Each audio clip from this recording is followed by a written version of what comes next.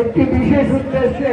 আপনারা জানেন আমাদের দেশনেত্রী বেগম খালেদা জিয়া তিনি অসুস্থ হয়ে হাসপাতালে রয়েছেন। বাংলাদেশের 18 কোটি মানুষ আজকে তার জন্য দোয়া করছে এবং আমরা পলাশে তার আশু রোগ মুক্তির জন্য দোয়া মাহফিলের আয়োজন করেছি। কিছুক্ষণ আগে এখানে আমরা তার জন্য মোনাজাত করেছি।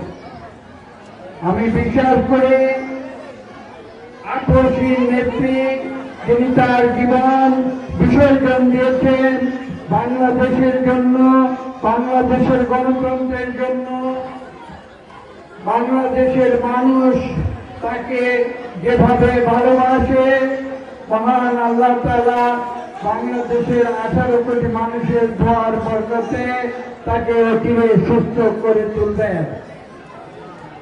এই সঙ্গে আমরা বলতে চাই, আমরা দেখেছি কিভাবে 80 দশকের শুরুতে শহীদ প্রেসিডেন্ট জিয়া রহমান যখন পৃথিবী ছেড়ে চলে যান, তখন বিএনপির নেতাকর্মী যারা ছিলেন তৎকালীন, আপনারা জানেন মরহুম আব্দুল মোমিন খান সহ অন্য যারা বিএনপির নেতাকর্মীরা ছিলেন, তারা তখন আমাদের দেশনেত্রী বেগম খালেদা জিয়াকে সেই জিয়া রহমানের শূন্যস্থান পূরণ করার জন্য রাজনীতিতে আহ্বান করেছিলেন।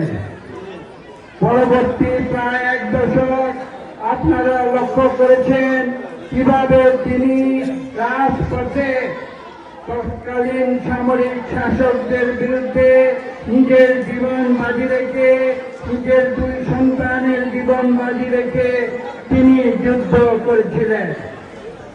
এবং আপনারা জানেন 80 দশকের শেষে 1990 সালে তখন আর একবার আমরা দেখেছি ছাত্র জনতা এবং বাংলাদেশের গণতন্ত্রকামী মানুষের আন্দোলনের ফলশ্রুতিতে তৎকালীন স্বৈরাচার এরশাদ বিদায় নিতে বাধ্য হয়েছিল এবং সে আন্দোলনে নেতৃত্ব দিয়েছিলেন আমাদের দেশনেত্রী বেগম খালেদা জিয়া।